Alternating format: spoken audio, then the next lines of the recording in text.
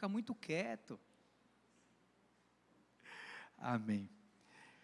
Nós vamos hoje iniciar uma pequena série dessa palavra que eu sei que vai gerar muitos frutos nas nossas vidas. Essa palavra que nós vamos, durante esses próximos cultos, essas próximas reuniões, compreender da parte do Senhor.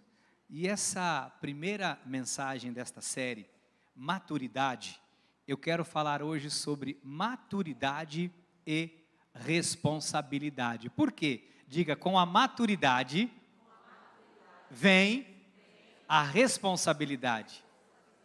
É ruim, né?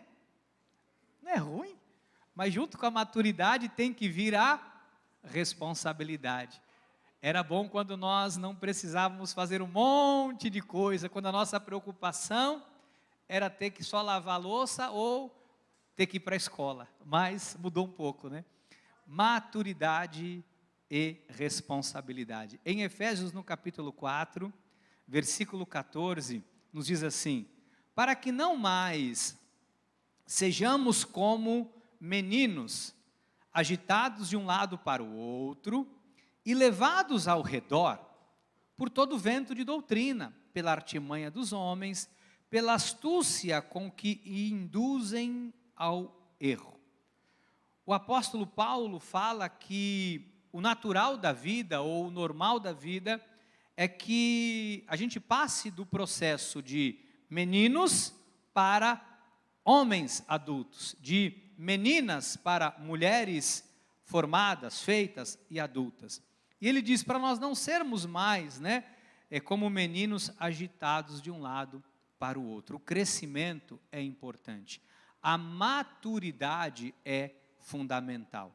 Então, alcançar maturidade, e eu queria falar também um pouquinho sobre a questão da nossa maturidade espiritual, pode ser um grande desafio para a nossa vida cristã. Talvez o nosso maior desafio, como povo cristão, é desenvolvermos esta maturidade espiritual, é crescermos, amadurecermos espiritualmente, porque o resultado da nossa maturidade espiritual vai nos levar a lidarmos melhor com algumas questões à nossa volta.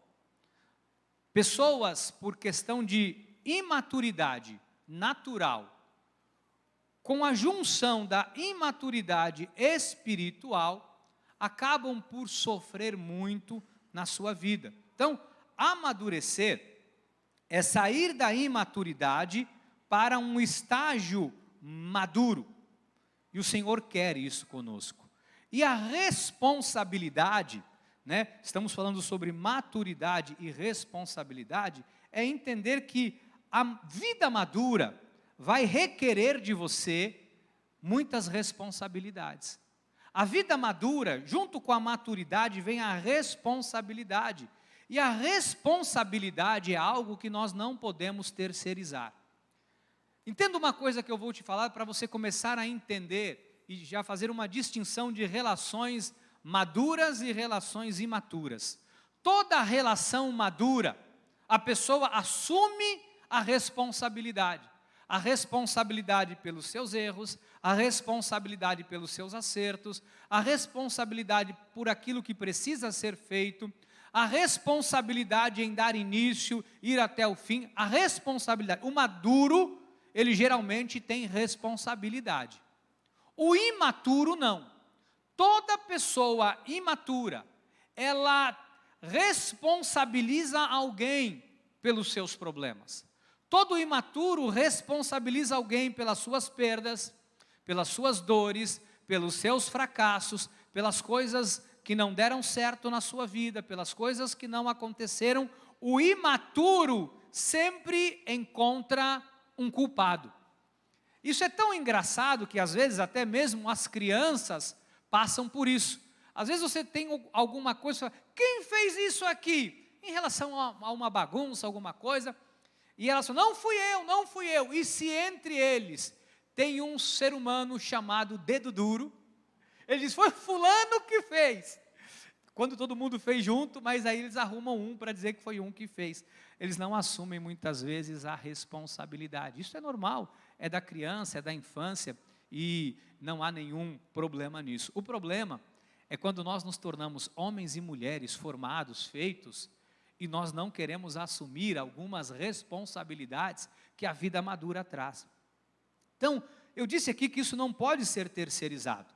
Existem coisas na sua vida que você vai precisar assumir a responsabilidade por conta da maturidade que já te alcançou.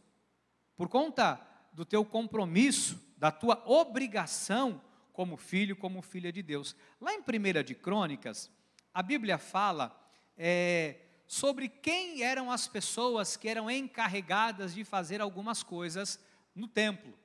E a Bíblia fala que os levitas, eles eram as pessoas encarregadas em ministrar, por exemplo, o louvor no templo do Senhor. Hoje não há mais o ministério levítico, tá? As pessoas falam assim, olha, esse irmão aqui é levita da igreja, olha, aquela irmã é levita. O ministério levítico não existe mais. Ele era fundamental dentro da lei mosaica. Isso não acontece mais, tá bom? Nós vivemos o novo pacto, a nova aliança, a graça de Deus. Eu estou te mostrando aqui para fazer um comparativo. No entanto, o prisma que eu quero que você enxergue é a responsabilidade. A responsabilidade, quando ela é entregue a alguém, nós não podemos terceirizar e dizer assim, bom, isso não é responsabilidade minha. 1 de Crônicas 23, 24. São estes os filhos de Levi, segundo as suas famílias e chefes delas, segundo foram contados nominalmente, um por um, encarregados do ministério da casa do Senhor, de 24 anos acima. Então, aí tem a lista que eu não vou ler aqui, e lá no versículo 30 diz assim, deviam estar presentes todas as manhãs para renderem graças ao Senhor e louvarem, e da mesma sorte à tarde. Então cabia aos levitas o louvor na casa do Senhor, e os turnos e contraturnos, de manhã e à tarde, eles tinham um compromisso de estar na casa do Senhor, diz a palavra, rendendo graças ao Senhor e louvando. Então, isso não era algo que os levitas poderiam dizer assim, bom, isso não é obrigação minha, isso não é responsabilidade minha, era uma responsabilidade deles. Então, o peso daquele cargo, o peso do chamado, existia uma responsabilidade intransferível por trás daquele chamado de Deus para a vida deles. Em outras palavras, eles precisavam fazer aquilo que Deus havia determinado que eles deveriam fazer. Então, nós não vamos cobrar, por exemplo, a responsabilidade de um bebê, de uma criança imatura. Não vamos cobrar. Você não vai cobrar a responsabilidade de uma criança pequena que ainda mama, A partir do momento em que a criança começa a crescer e ela tem uma idade de entendimento cognitivo, você começa então a partir daí a orientar, olha, você não pode fazer isso, você não pode bater no amiguinho, você tem que respeitar o papai, você tem que pôr limite, não, o horário de dormir, o horário de comer, sentar na mesinha, ou não pode mexer no telefone, você não tem idade ainda para isso. Então, isso são os deveres de um pai que ama, obviamente, e uma mãe que ama e que vai educar o seu filho, a sua filhinha. Agora, nós não vamos cobrar uma responsabilidade de uma criança. Agora, um adulto, um homem e uma mulher, precisa entender que não pode viver de forma imatura, como eu li lá há pouco, como um menino, agitado de um lado para o outro. Toda pessoa imatura, ela tem sempre uma capacidade muito grande de justificar o seu comportamento.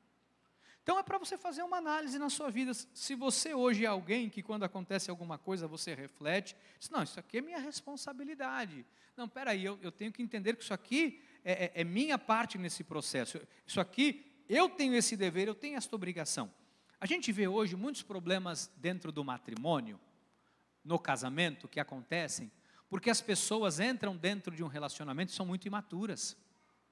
Elas entram dentro de um relacionamento E às vezes o homem não tem maturidade para entender qual o seu papel como homem, como gestor do lar, como protetor da família, como mantedor daquele lar, ainda que a esposa trabalhe fora para complementar a renda. Ele não é o chefe, não é o cabeça do seu lar, ele transfere isso para a sua mulher. E aí, se acontece alguma coisa, a culpa é da minha mulher, não, a culpa é do meu marido. E aí você vê muitos casais vivendo com muitos problemas. Por quê? Porque não há maturidade, às vezes, por parte do marido. E de igual modo, às vezes, por parte da mulher, que também não tem maturidade para cuidar do lar. Não, mas eu não gosto. Eu não gosto de um monte de coisa. Eu não gostaria de ter que trabalhar todo dia. Porém, ponto e vírgula, a responsabilidade que eu tenho em manter a minha família me traz o compromisso e a obrigação de fazê-lo. E às vezes você vê a mulher, ela fala, não, eu não gosto. Entre gostar e responsabilidade de uma vida madura, a responsabilidade tem que sobressair. Então diga, eu tenho responsabilidades na minha vida adulta. Assuma isso, você tem que assumir, diga, tem coisas que eu não gosto de fazer, mas a vida adulta me exige que eu faça, e eu tenho que fazer. Isso, bem-vindo à vida adulta. Dê uma linda salva de palmas à vida adulta que você tem. Só a vida adulta. Então, a gente precisa entender isso, porque senão a gente começa a justificar e tentar, mas eu não, porque assim, eu não gosto de um monte de coisa, você também não gosta de um monte de coisa. Mas entre você gostar e ter a responsabilidade com a tua família, a responsabilidade com os teus filhos, a responsabilidade com o teu marido, a responsabilidade com a sociedade. Sabe uma coisa que eu detesto? Eu odeio, na verdade, eu odeio boleto. Eu odeio boleto. O do cartão de crédito, então, eu sou inimigo número 1. Ainda que eu odeie, a minha vida madura e a minha responsabilidade como chefe da minha família me obriga a pagá-lo. Então, maturidade é entender que assim, a responsabilidade é minha. A responsabilidade está sobre a minha vida, e eu não vou fugir da minha responsabilidade. Então, o seu nível de comprometimento com você não pode ser pequeno. A responsabilidade que está sobre a sua vida, você não pode simplesmente terceirizar para alguém, passar para o lado, entregar para outra pessoa. Não pode. A maturidade, amados, ela é fundamental. E junto com a maturidade vai trazer algumas responsabilidades. Responsabilidades essas que muitas vezes você pode até não estar com vontade de fazer. Você pode até estar cansado fisicamente falando. Mas a maturidade exige que você faça. O apóstolo Paulo reconhecia que a igreja de Coríntios tinha um comportamento carnal. E Paulo, quando olha para a igreja de Coríntio, ele vê um comportamento carnal, e ele faz esta ligação da imaturidade com a carnalidade. Então, a gente precisa entender que a maturidade espiritual não é algo que se alcança com um conhecimento teórico. A maturidade espiritual, que gera uma responsabilidade, ela é fruto de um coração responsável e cheio de fome de Deus. Então, a minha responsabilidade, por exemplo, de educar os meus filhos, é minha. A Bíblia diz, ensina a criança no caminho em que deve andar. E ainda quando for velho, não se desviará dele. Isso não é só em termos bíblicos.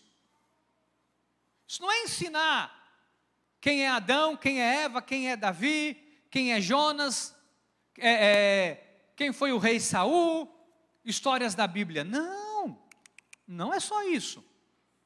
A minha responsabilidade é educar os meus filhos, homens, a serem bons homens.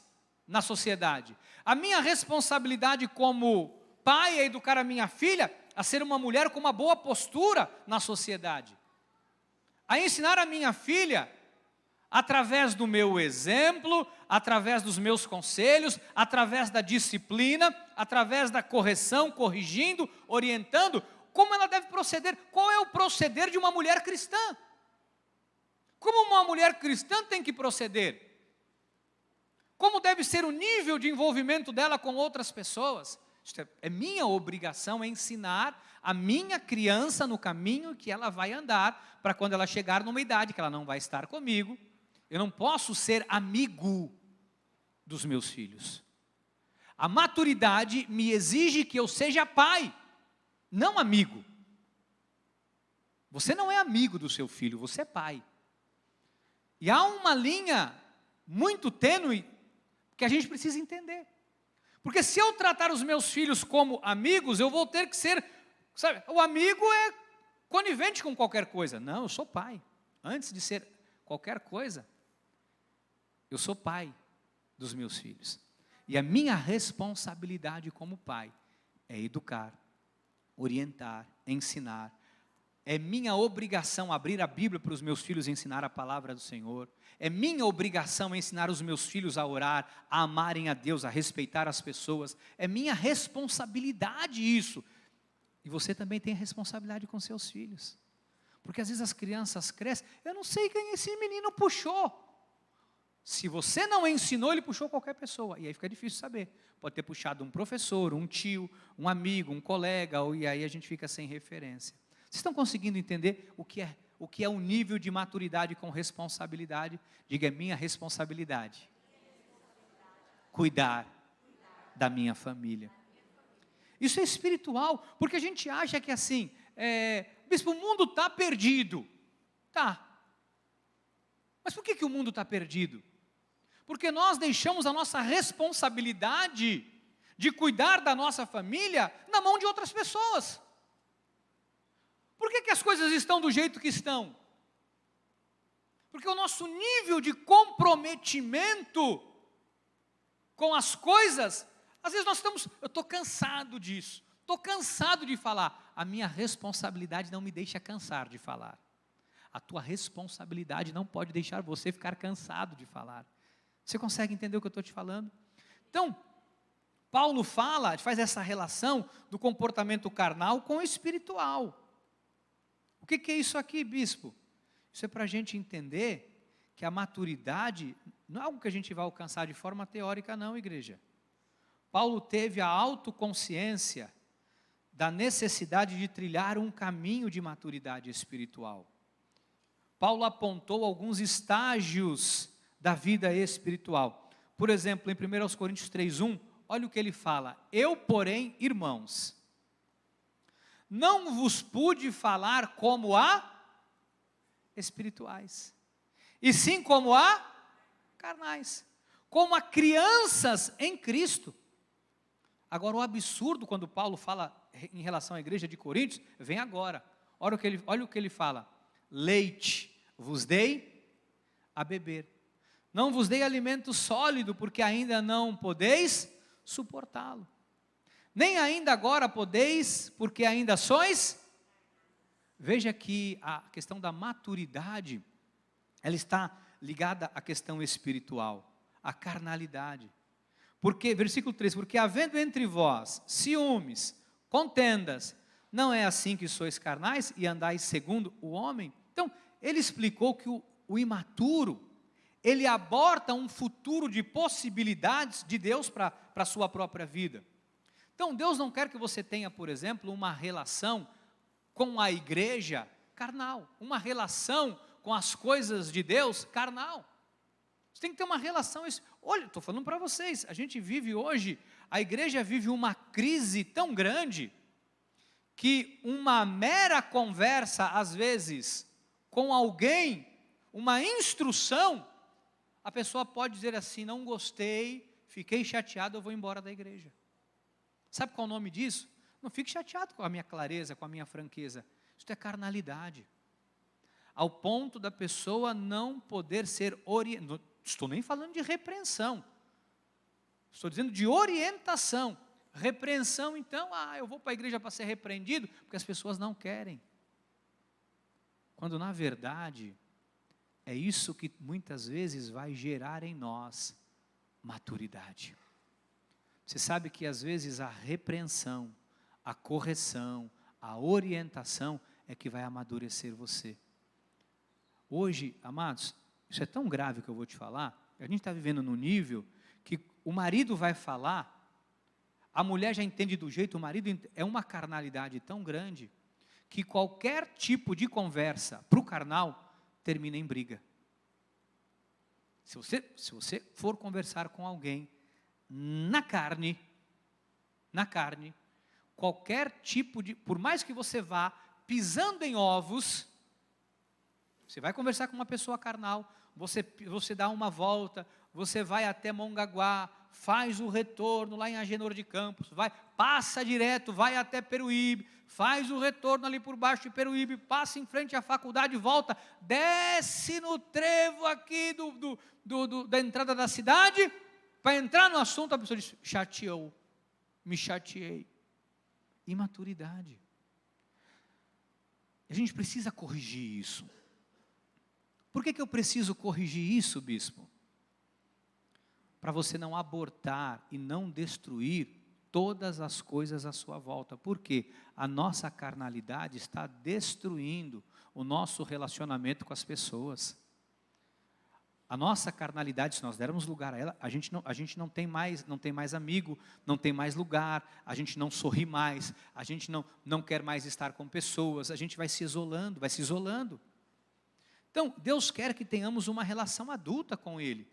Em que nível, bispo? Efésios 4:11. Ele mesmo concedeu uns para apóstolos, outros para profetas, outros para evangelistas, outros para pastores e mestres. Com vista com quê? Ao aperfeiçoamento dos santos. Então, para que existe um apóstolo, um profeta, um evangelista, um pastor, um mestre na palavra? Para aperfeiçoar, ou seja, para orientar, para exortar, para trazer conhecimento, para gerar maturidade na vida das pessoas. Aqui é a Bíblia que diz, versículo 12, com vistas ao aperfeiçoamento dos santos, para o desempenho do seu serviço, para a edificação do corpo de Cristo. Com qual intuito?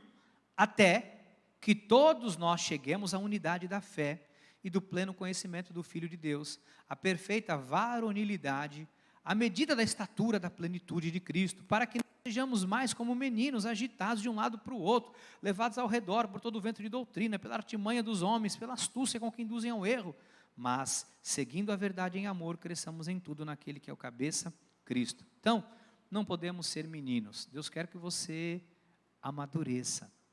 Eu sei que essa palavra, às vezes, pode parecer um pouco até ruim de se ouvir, mas se você entender isso aqui, você vai ver que isso vai fazer muito bem para você.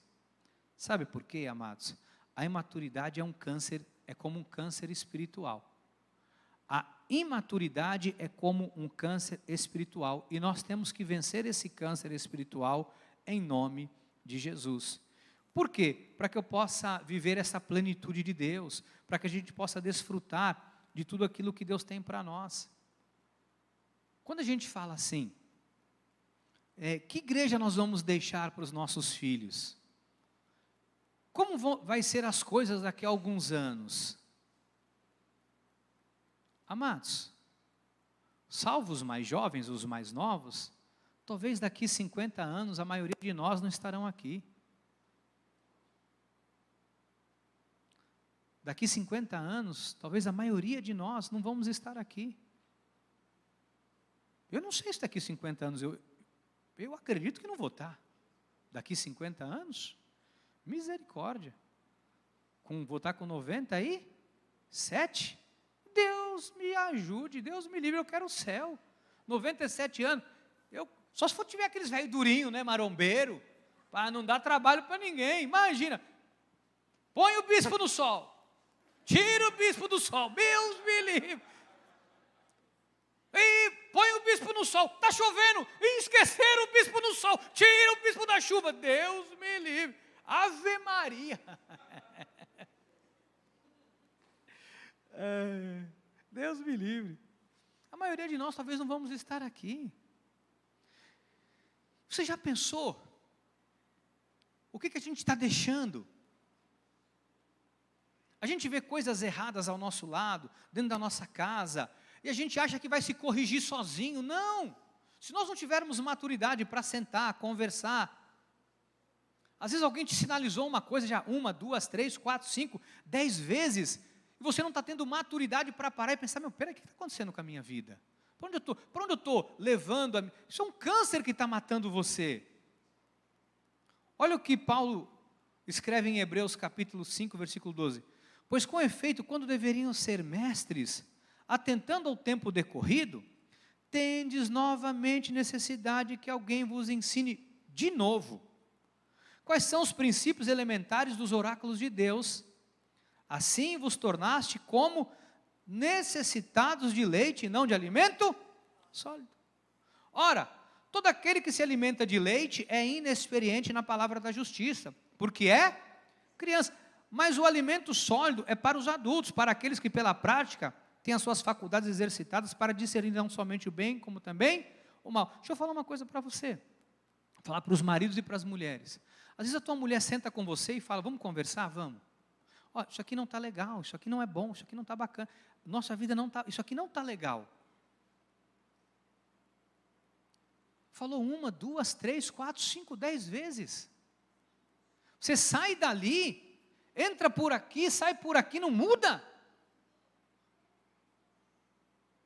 Isso é imaturidade. Onde a gente espera que esse comportamento vai nos levar? Se alguém se presta a sentar com você, às vezes a esposa, sentar com você e falar, eu não estou feliz, não está legal, a sua atitude comigo, o jeito que você, isso não está bacana, e você continua fazendo a mesma coisa. Às vezes o empregador chama você e fala, olha, você tem que mudar a tua postura. Olha, você está chegando atrasado, você não está fazendo o serviço, você não está desempenhando um bom papel. Fala 1, 2, 3, 4. Quando manda embora, está vendo, eu dediquei minha vida àquele trabalho, eu fiz, não me valorizaram. Pera lá. Falaram 5, 6 vezes, e a pessoa não muda. A gente tem que entender que a vida adulta traz responsabilidades, que ainda que a gente não goste, somos obrigados a engolir goela abaixo e nos submeter, porque a vida exige responsabilidade de cada um de nós. Estou falando da vida natural. Espiritualmente, imagina. Porque entra ano e sai ano. A pergunta que se faz é, o que nós estamos fazendo aqui? O que a gente está fazendo aqui? Bebendo leite? O grande problema espiritual dos nossos dias são as pessoas infantis na fé, que agem como crianças, que não entendem a sua responsabilidade como servo de Deus. Diga, eu tenho, como cristão, responsabilidade. Deixa eu falar uma coisa, você não está ocupando o banco da igreja, pelo simples fato de estar ocupando o banco da igreja. Você é um servo de Deus. Você crê que Jesus morreu na cruz por você? Você crê que Cristo é Deus? Você crê? Você crê que Ele te salvou? Então você tem responsabilidade com Ele. A sua vida não é simplesmente, eu sou cristão, sento no banco, acabo o culto, vou embora. Não! Você como filho, como servo, serva, você tem responsabilidade. Como os levitas tinham, eu tenho, você também tem. Se as coisas não derem certo com a igreja, a culpa é sua, a culpa é minha, a culpa é nossa, a culpa é individual.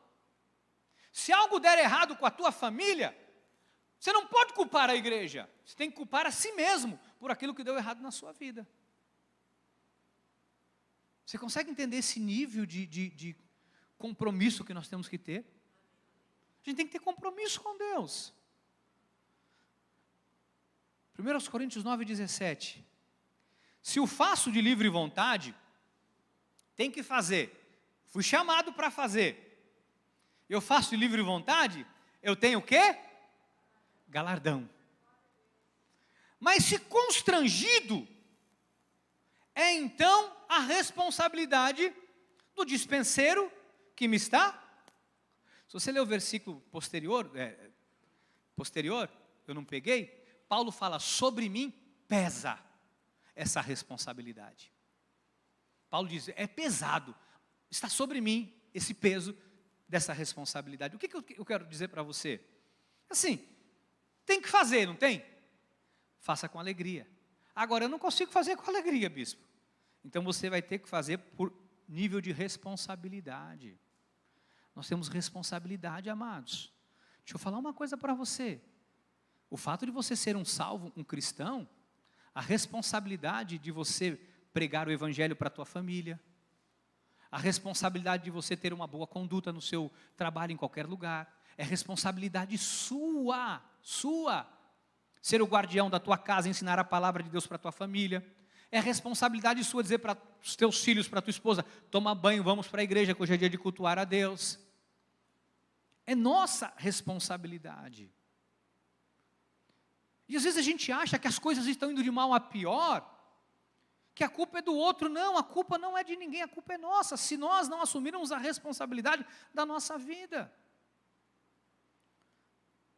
Quando Paulo fala aqui de leite, de criança, cara, eu acho que é angustiante para ele falar isso.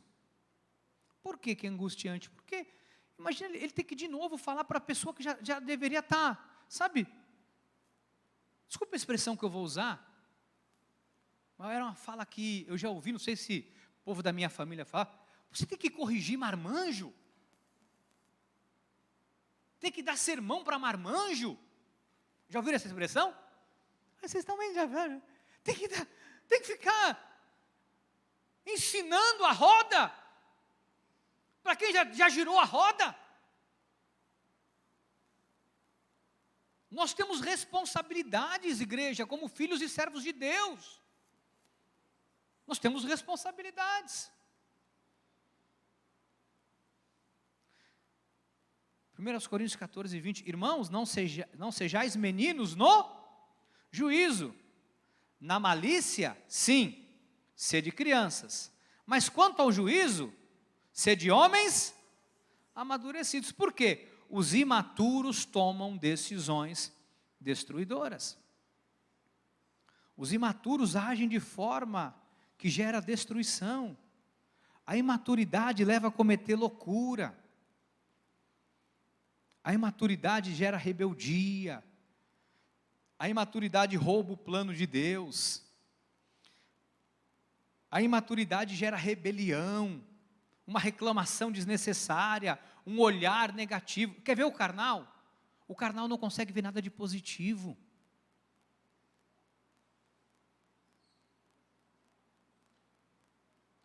Números 16, 1. Corá, filho de Izar, filho de Coate, filho de Levi, tomou consigo a Datã e a Abirão, filhos de Eliabe, e a Om, filho de Pelete, filhos de Ruben. Não sei quem são.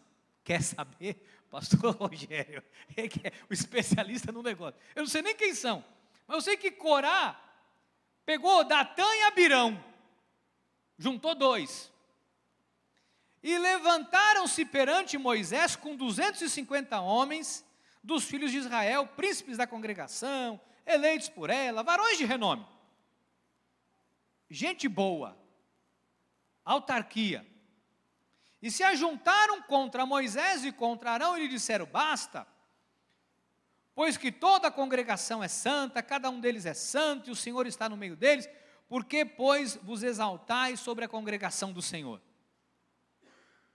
Eles criam uma rebeldia, todo mundo morre. Num primeiro momento, Corá, depois os outros, vira-se uma desgraça, por conta da imaturidade.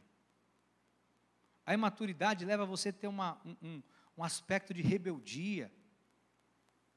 1 de Crônicas 10, 4. Então disse Saul a seu escudeiro, olha como aborta os planos de Deus, olha como mata a própria vida, a imaturidade.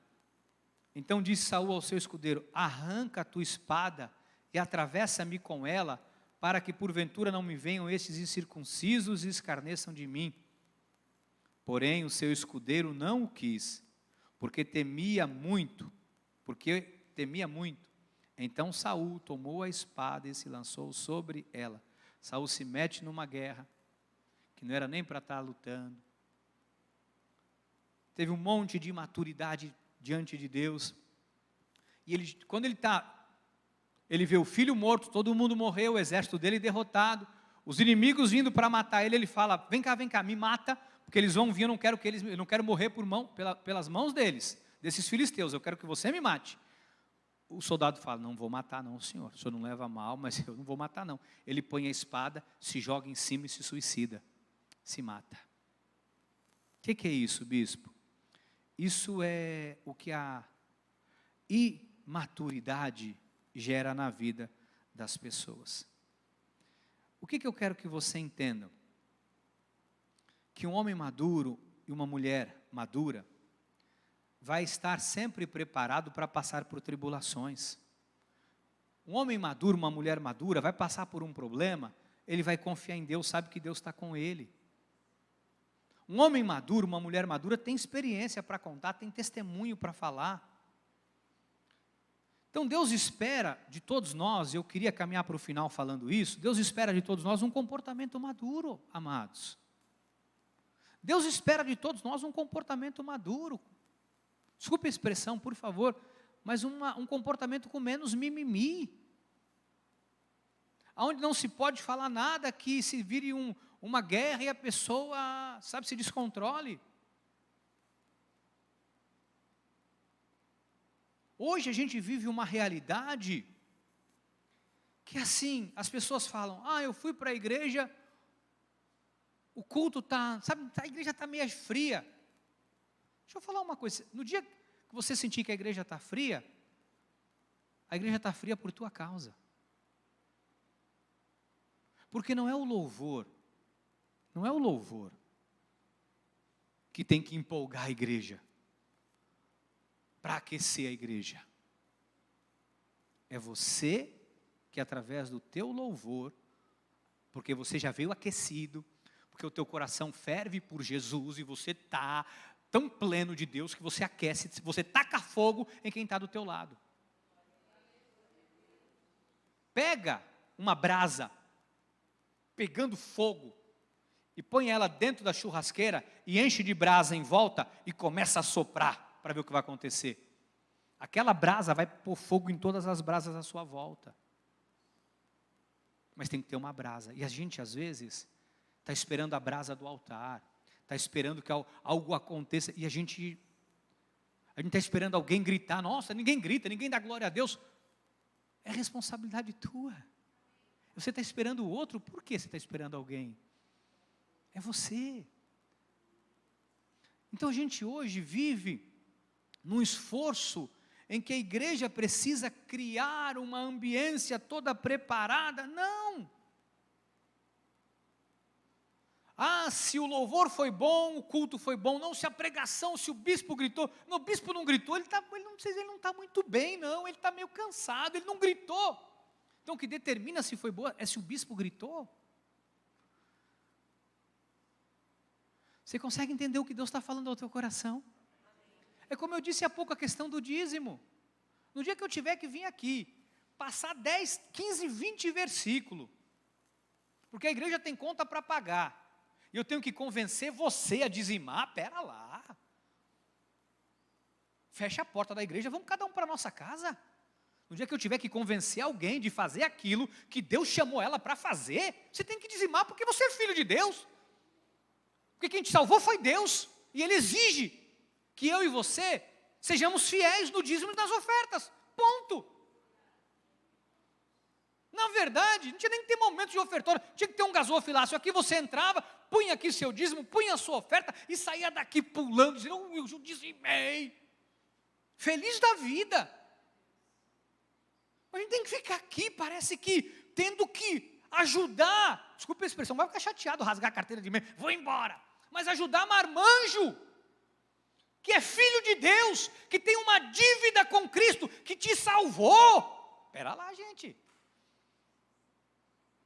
Um pastor, ele não é animador de plateia. Embora eu, às vezes, pareça o bobo da corte aqui, brinco, faço brinco. Tudo bem, espera lá. Mas a gente tem que entender qual é a minha obrigação como servo de Deus. A gente confunde, acha que a obrigação do pastor é se a ovelha não veio, tem que ligar, tem que chamar, pelo amor de Deus, vem para a igreja, imaturo. Salvo algum problema que está passando, a gente vai dar todo suporte, pelo amor de Deus. Isso é igreja. Mas a gente tem que dizer assim, peraí, eu tenho responsabilidade, eu sou filho de Deus. Eu vou prestar meu culto ao Senhor, eu vou lá prestar meu culto a Deus, espera lá. Eu vou lá tacar fogo naquela igreja hoje. Eu vou lá incendiar aquele negócio hoje lá, eu vou tacar fogo em tudo. Aí de quem sentar do meu lado, que se for pedra de gelo vai derreter, mas se for brasa, vai atacar fogo, e nós vamos pôr fogo naquela igreja. Fogo!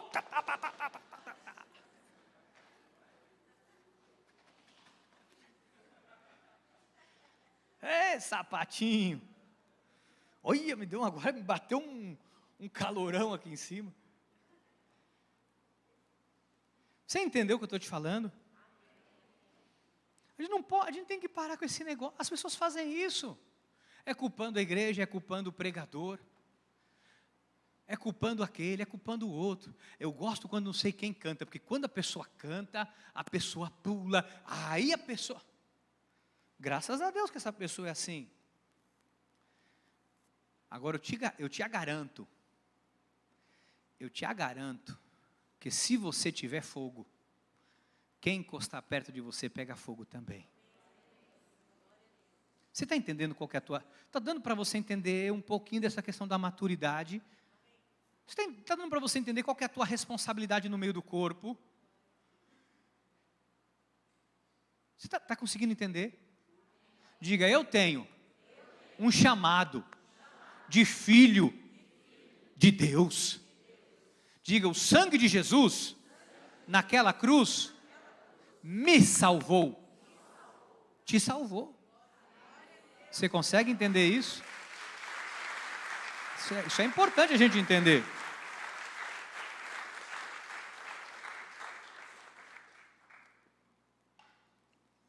Amado, não há nada mais gostoso, sabe do quê?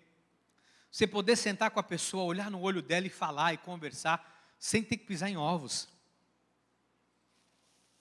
Vou falar, olha, você pode perguntar para minha esposa. Você pode perguntar para os meus filhos. Meu filho está querendo um negócio, o Gabriel, cadê ele? Ele me perturba o dia todo, eu sento com ele e falo, mas me explica por quê? Eu falo, eu já te expliquei, cara. 5 vezes. Mas ele quer que eu convença ele de algo que ele não quer se convencer. Eu falo, senta aí, vamos lá. É por isso. Você entendeu? Mas e se ele quer arrumar uma solução. No dia que ele arrumar a solução, e talvez me convencer, não sei. Ele está aí, não? Está onde? Ah, está ali. O cara é chato. Persistente, disse a mãe dele, protegendo o menininho da mamãe. Olha, ele está lá. Mas ele está... Eu sento com os meus e falo abertamente. Eu sento para conversar com a bispa. Meu Deus, amor, isso aqui tá. Não, mas isso aqui tá. Acabamos de conversar. Vamos tomar um cafezinho? Bora lá. Acabou o assunto, já resolvemos, tinha que resolver, acertou o que tinha que acertar. Ela entra no carro, ó.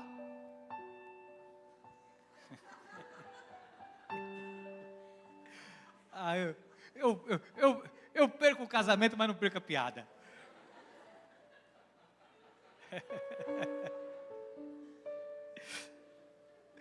Ô Rubens, eu vou pôr o Jorjão do teu lado daquela viagem. Tu não te mete comigo não, viu? Tu não te mete comigo não, viu? Que eu boto o Jorjão do teu lado, viu? E sem máscara, viu? É o Giba, cadê o Giba? É o Giba que gosta.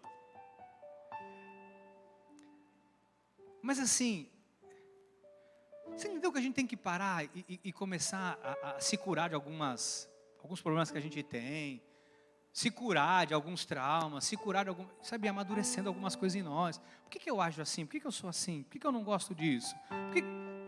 A gente tem que amadurecer. Bispo, eu sinto falta na igreja, sabe, sabe que eu ia numa igreja que os irmãos davam glória a Deus. Pelo menos eu nunca vi se tem uma placa ali na portaria dizendo que é proibido. Faça, onde é o Espírito de Deus, a liberdade. Agora não sou eu que tenho que ficar impulsionando ninguém, ou forçando a barra. Você consegue entender? Eu queria encerrar falando que o imaturo vai culpar o outro. O maduro está comprometido em entregar o melhor. Bispo, o que é a maturidade? Eu acho que Paulo chega no ápice da maturidade quando ele, em 2 Coríntios, capítulo 12, versículo 9, ele escreve assim, da parte de Cristo para ele. Então, ele me disse, ele entende o que Cristo disse para ele. Olha o que Cristo disse para Paulo: a minha graça te basta, porque o poder se aperfeiçoa na fraqueza. De boa vontade, pois, mais me gloriarei nas fraquezas, para que sobre mim repouse o poder de Cristo. Paulo entende. E aí ele diz assim no 10, pelo que sinto prazer nas fraquezas, nas injúrias, nas necessidades, nas perseguições, nas angústias por amor de Cristo. Porque quando sou fraco, então é que sou forte. Essa semana eu passei no escritório do nosso engenheiro, Bruno, para pegar uns documentos. A pastora Fabiana me ofereceu um capucino, mas não tinha. Aí ela deu um chá. E ela me fez uma pergunta: bispo, por que a gente vê que essa geração está cada vez mais frágil? Nós estamos compensando, os pais estamos compensando os nossos filhos, porque a gente teve falta e a gente está dando? Não. É que nos foi ensinado algumas coisas, ou dizendo que algumas coisas que nós passamos, e é verdade, nos gerou muitos traumas, gerou. É lógico que tem gente traumatizada pelas dores, pelas lutas que passaram, mas é incontestável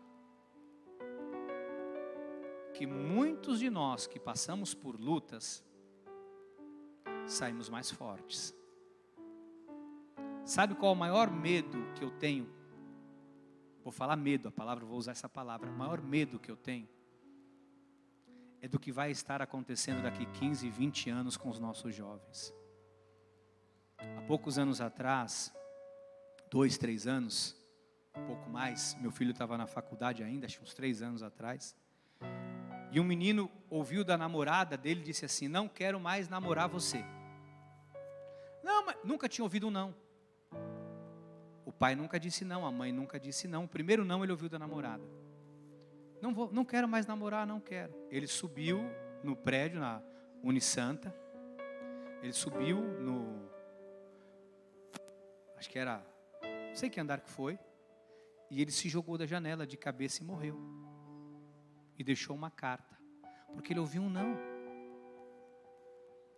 Então assim, nós não temos que maltratar, não temos que agredir, bater, mas pôr limite, frustração. A frustração, ela é um dos requisitos mais extraordinários para a pessoa amadurecer. Quando você é frustrado, algo não dá certo, há um sentimento de tristeza, mas há uma recompensa dentro de você de fortalecimento. Então eu queria encerrar falando para você o seguinte: a gente precisa assumir algumas responsabilidades a partir de hoje. Eu queria encerrar falando para você que a sua maior responsabilidade, ela começa com você e a sua vida com Deus. Por favor, entenda isso em nome de Jesus. Não é a igreja responsável em você ter uma vida espiritual. Você fica aqui 1h30, 2 horas, num domingo, 1h30, 2 horas na semana. Se você passar, quem mais vem na igreja, em culto, quem mais vem, passa na semana, no máximo, 5 horas na semana. Um dia tem 24. No máximo, quem muito vem na igreja, passa no máximo 5 horas por semana na igreja. Isso é muito pouco para cuidar da tua vida espiritual. Isso é muito pouco para você amadurecer espiritualmente falando. Então, a responsabilidade, ela tem que ser sua, em construir um mecanismo. Bispo, eu tenho que viajar para trabalhar, eu vou para Santos, eu vou para São Paulo, eu vou para Praia Grande. Entra no carro, bota lá uma Bíblia lida, vai lendo, vai ouvindo uma mensagem, uma pregação, vai buscando, sabe, esse conhecimento da graça de Deus na sua vida. Para um tempo para você conversar. Senta do lado de quem você ama e tenha coragem de perguntar: aonde eu estou falhando? Deus me livre de perguntar isso para o meu marido, bispo. Deus me livre. Eu não tenho nem coragem. Faça essa pergunta. Marido, faça para a tua esposa: o que eu preciso melhorar? E senta. Faz isso num sábado, meio-dia, porque até meia-noite tem assunto. O Marcelo da Cris um dia falou assim para mim: bispo, pelo amor de Deus, não dá ideia do altar. Que um dia eu falei aqui: não, a bispo às vezes me pega lá de noite, quer bater papo, vai madrugada dentro, e conversando, e o DR, e falando, e não sei o que lá, e eu sentadinho na cama, eu fico prestando atenção. O Marcelo disse: bispo, o Cris me pegou um dia lá para bater papo de madrugada, nunca mais. Cadê? Ele não está aqui hoje, né? O Marcelo está aqui? Não estou vendo. Não. Falou: não dá ideia, bispo. Estou dando ideia para você. Pega teu marido, às 10 da noite, a hora que ele chegar, deitar, querer dar uma namoradinha, você fala: vem cá no quarto. Ele vai chegar todo, né, felizinho. Deixa meia luz, senta na cama e fala: precisamos conversar. Não é brigar não, é bater um papo. E acerta, bate um papo. Para você amadurecer, para você crescer, para você desenvolver, para você... Tem pessoas maduras na igreja para você sentar, trocar uma ideia. Bispo, acaba o culto, eu saio correndo, porque amanhã cedo eu vou trabalhar. Mas aí você chega, falando de verdade, não fica chateado comigo. Eu não vivo de vender coxinha e o que tem hoje na cantina? Esfirra. Do que é esfirra? Carne e queijo, ou calabresa. O bispo sabe de tudo aqui. Calabresa e queijo. Eu não vivo de vender esfirra. Você acha que eu falo para você ir lá, vai comer uma esfirra, porque eu quero você, tem que ir lá para a cantina? Não, é porque às vezes na mesa, você começa a bater um papo com o irmão, e você vai ali testemunhando, a pessoa testemunha, e você, sabe, a pessoa fala uma coisa que aquilo é o que Deus queria falar com você, que talvez não foi falado no culto. Talvez você está aqui hoje com outro problema, não tem nada a ver com o que eu estou falando, com o que Deus tem trazido, e você fala: bispo, eu não entendo, mas o meu problema é outro. Mas talvez ali sentado na mesa, Deus vai usar alguém para falar com você. Não é porque a igreja quer que vender coxinha, eu quero lá vender coxinha. Você sabe o que eu tenho em casa na hora que eu sair daqui para jantar? Vocês não sabem. Nem a bispa sabe. Se nem a bispa sabe. Está vendo, Anderson? Porque eu tenho que passar toda semana lá no site.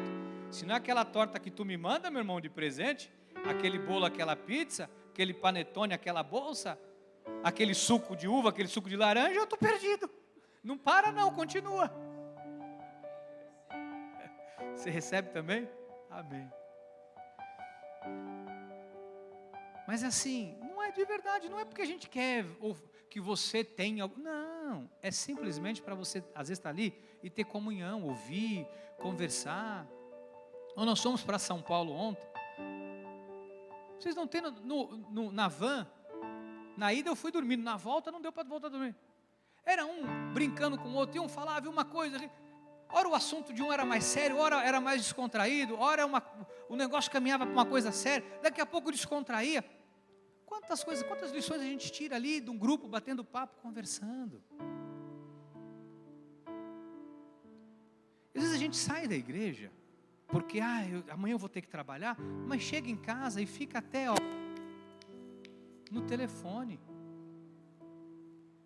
Ficar na igreja eu não quero, porque eu não quero ter comunhão. Mas eu quero ficar em casa vendo qualquer outra coisa na televisão ou no celular. Diga, minha vida espiritual é minha responsabilidade. Diga, todas as vezes que eu colhi bons frutos, foi resultado do que eu plantei.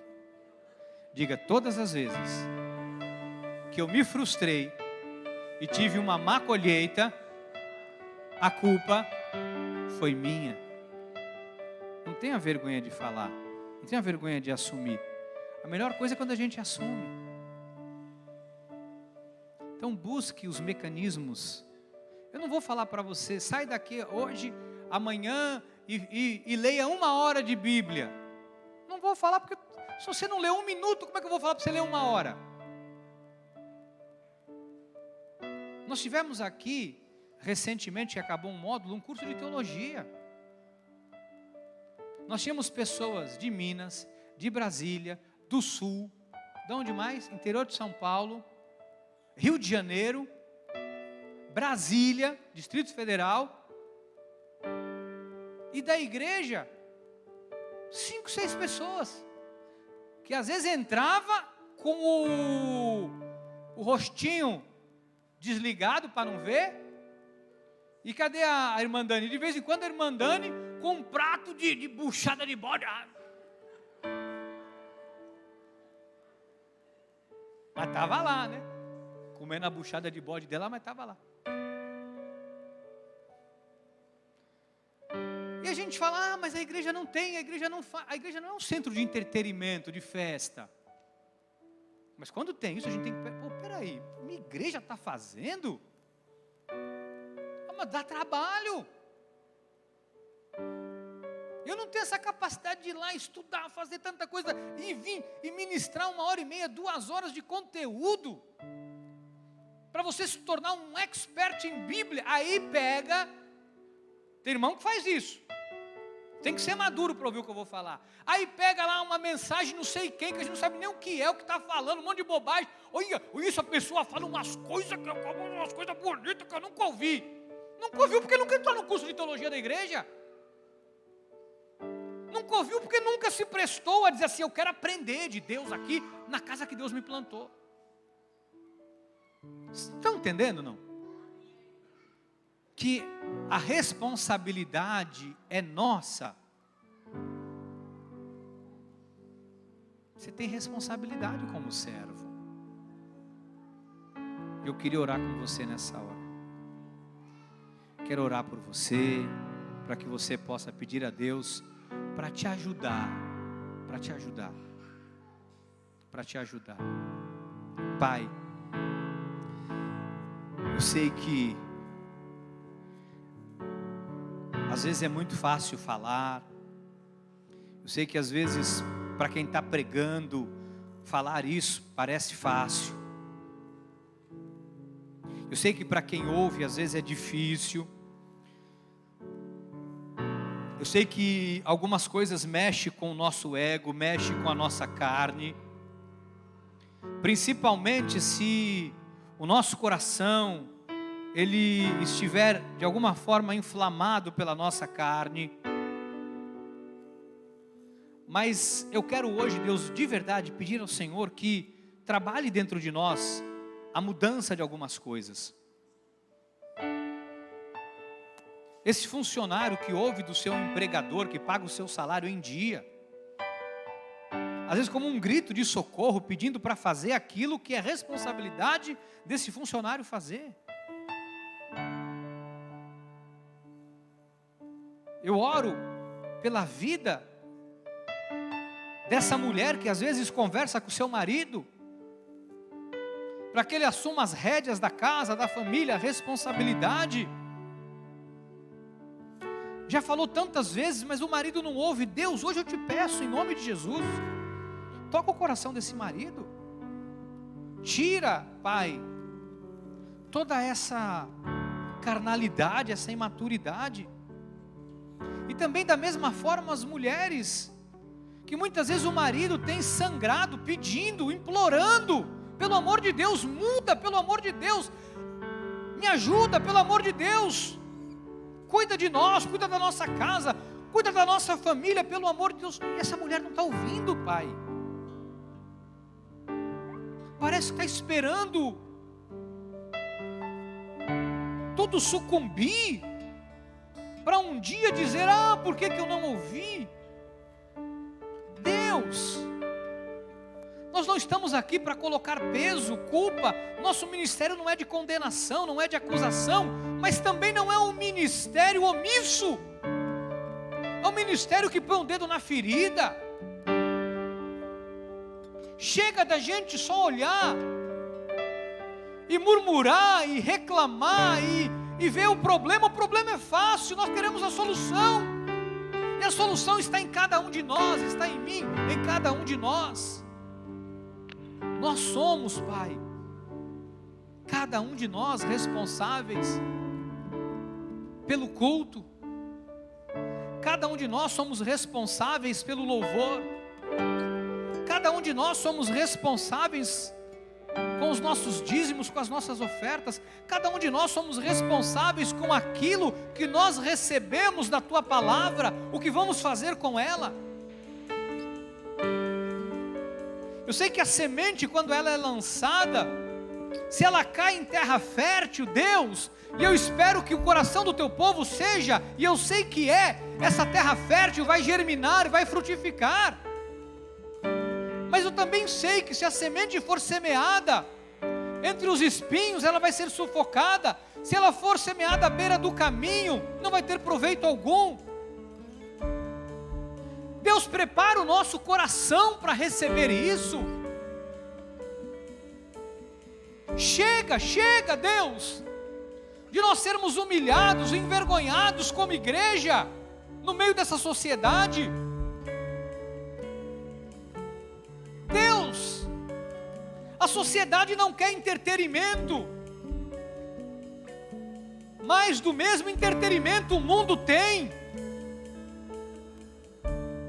A sociedade não quer os valores corrompidos do mundo, porque elas já estão vivendo esses valores.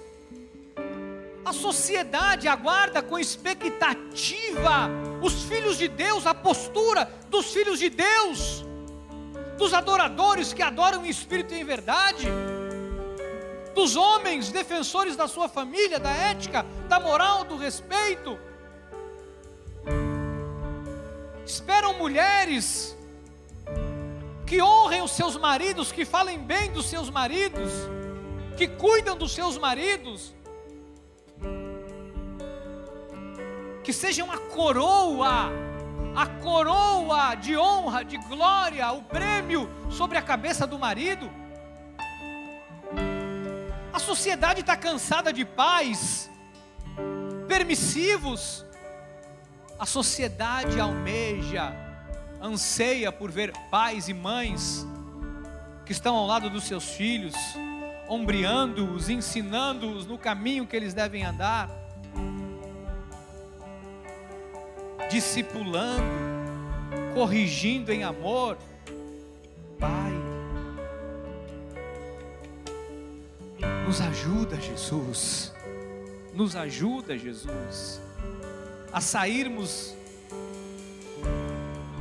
dessa imaturidade, dessa bebeção de leite. Eu não quero leite, Pai. Eu quero poder falar olhando nos olhos dos meus irmãos, segurando nas mãos e dizendo: te amo. Corrige, muda, ajusta. Sabendo que isso não vai ser, Pai, motivo de desavença, de discórdia. Pai, eu quero poder subir no altar e falar sabendo que a igreja vai ouvir, vai receber em amor, sabendo que eu não estou aqui na carne, mandando indireta para ninguém, fazendo graça para ninguém, porque isso não é o meu chamado. Meu Deus, faz da nossa vida um altar de adoração ao Senhor. Nos ajuda, Jesus. Nos ajuda como homens, como mulheres, como os teus filhos, filhas. Nos ajuda. É o que eu te peço, Pai, em nome de Jesus. Você que recebe, sabe esse trabalhar de Deus na sua vida. Diga amém, amém.